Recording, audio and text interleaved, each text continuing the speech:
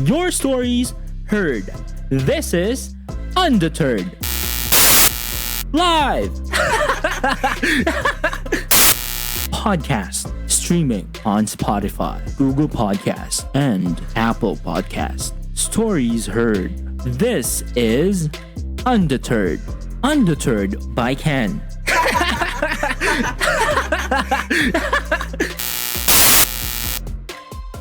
And welcome back to the podcast, guys. Hi! I hope everybody's doing well. So, for today's episode, we will be discussing my acting journal number 2. This week, nagkaroon kami ng class, not particularly class, but this is a workshop kasi there is actually a celebration. This is the DSCTA Week 2022. During the DSCTA Week 2022, they launched Tatak DSCTA. This is our department's celebration ng panibagong SEM. So yung DSCTA is the Department of Speech, Communication, and Theater Arts. Ang title ng kanilang celebration is Pagtatanghal at Pagboto para sa Makabayang Pagbabago. O, diba? Ang lakas!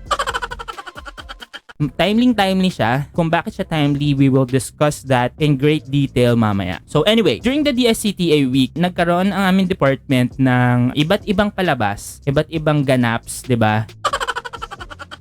And one of them is what we call the Protesta sa Entablado. This is a workshop, okay?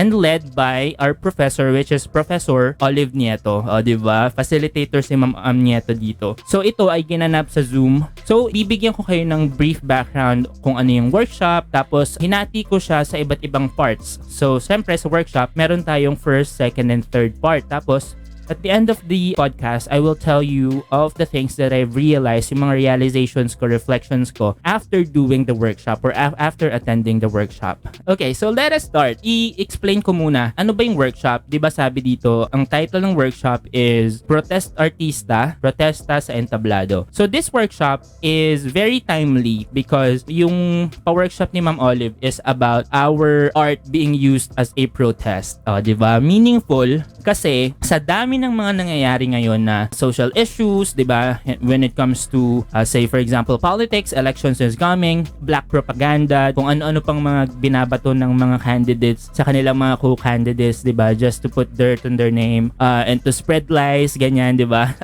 Wala akong pinapatamaan na I said spreading lies. Anyway, yung first part ng workshop, introduction part muna, introduce some of the social causes close to your heart. And what I did is I used the hashtag ligtas na balik eskwela. Kasi that is something very close to my heart kasi nga nagbabalik school din ako ngayon. And excited na ako na magkaroon ng face-to-face classes, pero gusto ko rin naman at the same time, pag bumalik na talaga kami ng face-to-face, is safe for everyone, the faculty, the staff, and the students, diba? Parang we should try for an environment that is safe for everyone. Yun yung first part. And then sa second part, in-explain ni Ma'am Nieto what is protest art. Bago ba to? Bago ba tong protest art? Or ginagawa na to ng mga artists before, tas ngayon lang siya parang nabubuhay ulit. And kung ito ay bagong klase ng art, diba? Ano yung conventions niya? Ano yung mga rules niya, diba? Meron ba siyang mga parameters? Meron ba siyang mga limits? Anong limits ng protest art? Sabi naman ni Ma'am Nieto sa amin, ang na-pick up ko dito sa discussion namin, at number 1, sabi niya, your art must have a clear direction. Sabi kasi, diba, the greatest enemy of art is generalization. Something along the lines of that. Pag masyadong general yung art na ginawa mo, nakikater niya ba lahat or may specific ka ba? Parang sinasabi, anong gusto mong sabihin sa art? Sabi ni Ma'am Nieto, kailangan may specific or clear direction yung art mo. Bakit mo siya ginagawa? Para saan mo siya ginagawa? Para kanina mo siya ginagawa? Tapos, sabi naman ni Ma'am Nieto, without naming anyone or patama, whatever, your art, it should not leave people hanging. So, kung may mga napapanood tayong art or, diba, videos directed by someone na parang ano lang, creating art for art's sake, and they're leaving people hanging. What's the purpose of your art? It cannot be classified as protest art siguro kasi protest art is very specific when it comes to the cause that you're supporting or advocating about, diba? So, that is another rule or convention, diba? Parang, ha? Ano susunod na gagawin namin? O, diba? And then, the other one is protest art, sabi ni Ma'am Nieto, must be a call to action. Hindi pwedeng magkikreate ka lang ng protest art mo just because you want to create, just because may kakayahan kang gumawa. Kailangan, meron siyang patutunguhan at saka humihingi ka ng gustong gawin ng tao. You're really striving to spark for something to change. And that is one of the reason why protest art is a great avenue for artists like me na merong mga pinaglalaban, merong gustong mangyari sa society or magbago. Ito yung pinaka-importante for me. Sabi ni Ma'am Nieto sa amin, artists must think of the following. Number 1, urgency. Okay? Number 2, factual. And number 3, yung reference. Number 1, syempre urgency because sa dami ng mga nangyari ngayon halos araw-araw, diba? Paiba-iba yung mga trends na tinatawag natin. Kunwari, last week, di ba? Iba-ibang issue. May len-len, may nagkakape, tas ngayon may 18 hours na trabaho. So, napakadaming updates na kailangan gawin. So, kailangan mag-adapt din yung artist when he or she or they are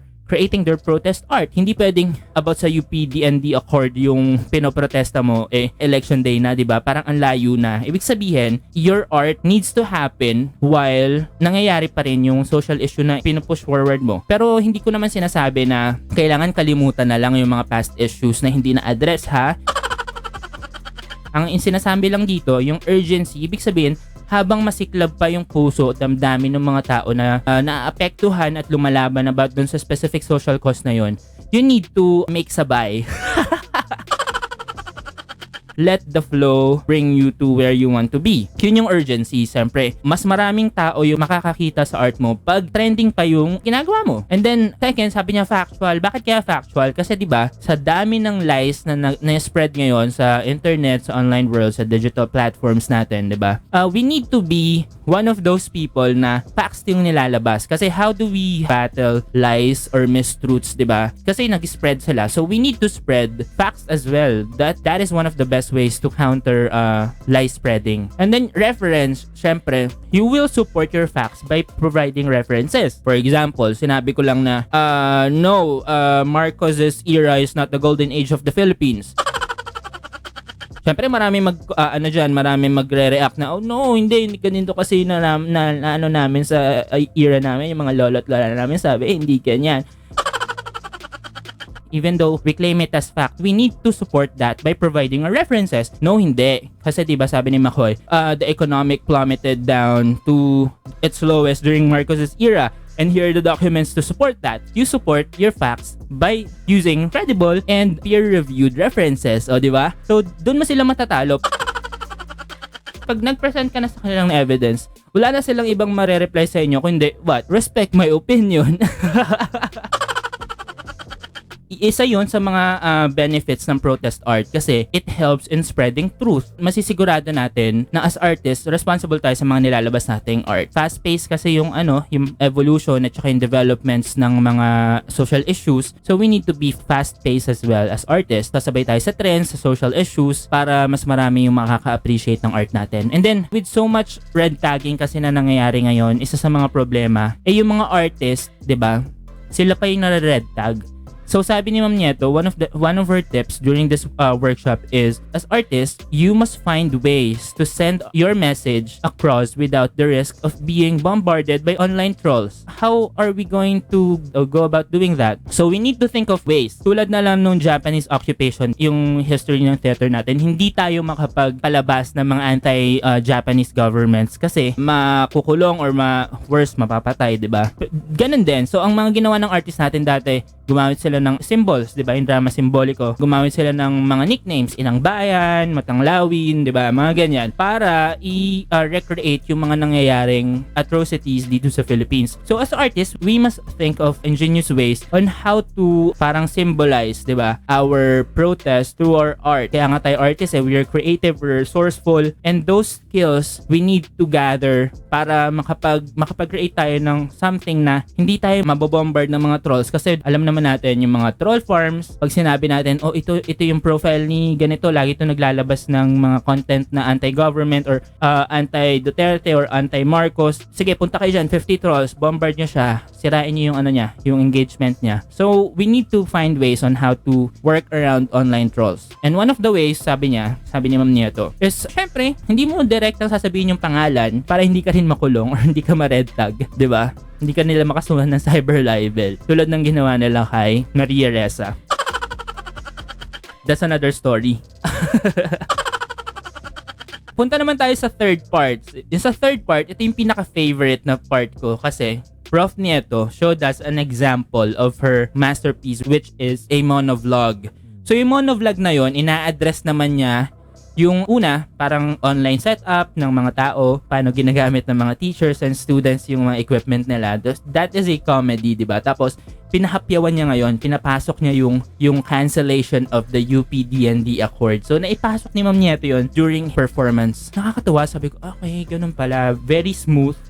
Hindi mo maakala na pinasok na pala yung cancellation nga ng UP-DND Accord. So, napaka-smooth ng transition from performance to voicing out the social issue, 'di ba? Nakakatuwa. So ganun pala 'yon. Pinakita niya sa amin kung paano namin pwedeng simulan. After that, binigyan niya kami ng task. Sabi niya, for 2 minutes, we were asked to change into our pambahay costume or character pag nasa bahay lang kami. Kasi may character din ako na binubuo ngayon, para kung nanay-nanay, bakla-baklaan. So, yun yung ginawa ko.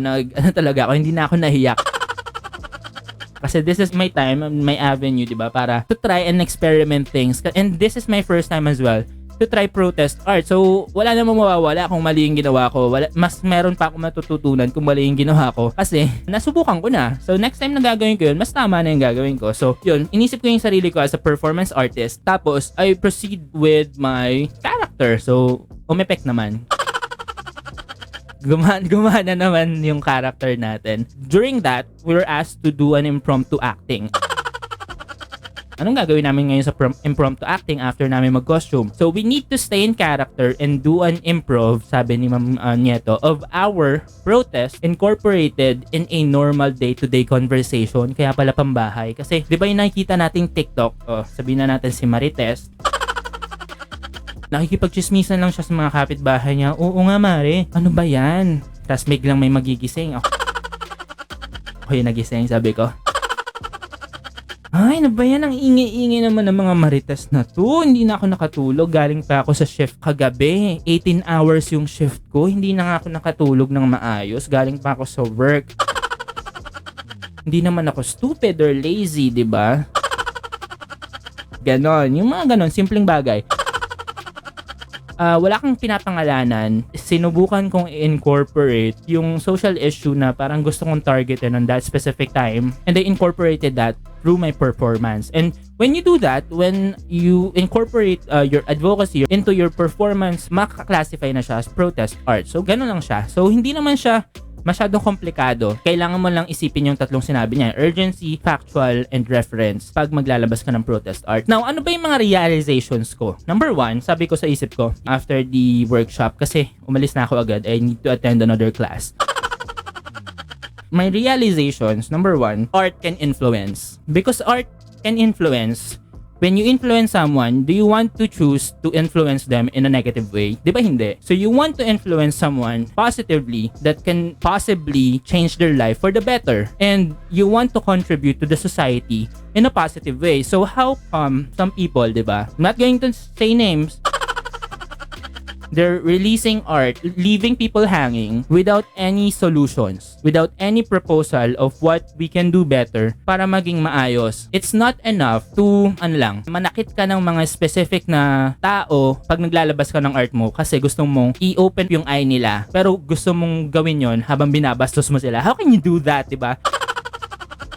Anong klaseng pag-iisip ang meron ka as an artist to do that? It's okay to advocate for something, lobby for a specific social cause you want to do. Pero yung maapak ka, yurak ka ng tao, noble profession pa yung sinisira mo, parang kakaiba, parang mali. That's something wrong. Yun yung realize ko. Art can be influential. Number 2, art can be a catalyst of change. 'Di ba? Yung call to action na hinihingi natin, hindi natin makukuha yan kung mag-isa lang tayo. You need to ask for reinforcements. Ayan, reinforcements talaga. Pag hindi mo na kaya, tulad na lang nung ginawa nung nagpasimula ng pantry, 'di ba? Nung lockdown. Simula yung pantry dahil isa lang siya. Pero ginaya siya nung marami pang tao sa buong Pilipinas. And I classify that as a protest art kasi yung genuine act of kindness, generosity na pinakita niya ay nag-spark ng malaking movement to help each other out. Nagkaroon ng bayanihan movement.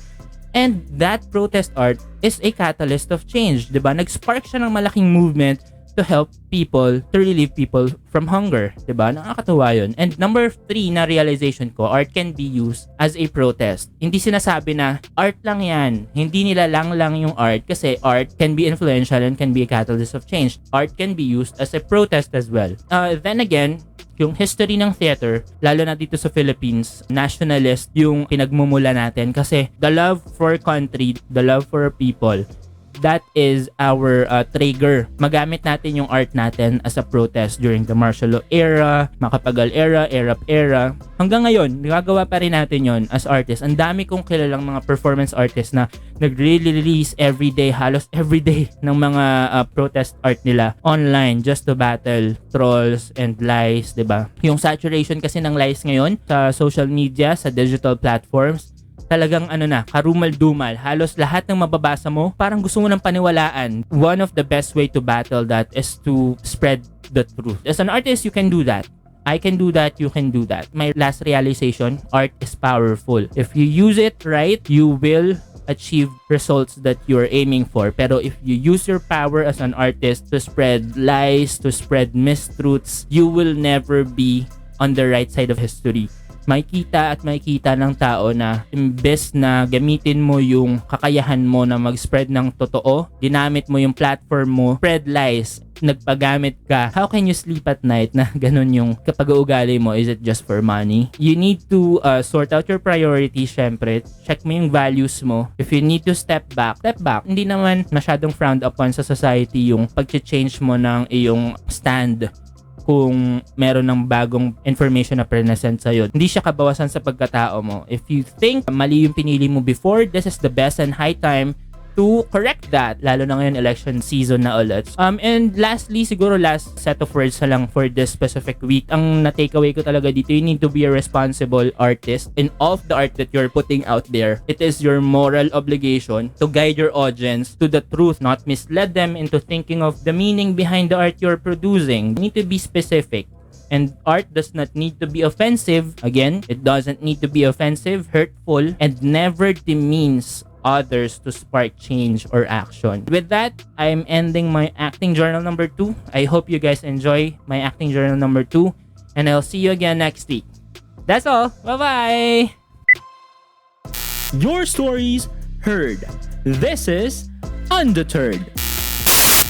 Live! Podcast streaming on Spotify, Google Podcast, and Apple Podcast. Stories heard. This is Undeterred. Undeterred by Ken.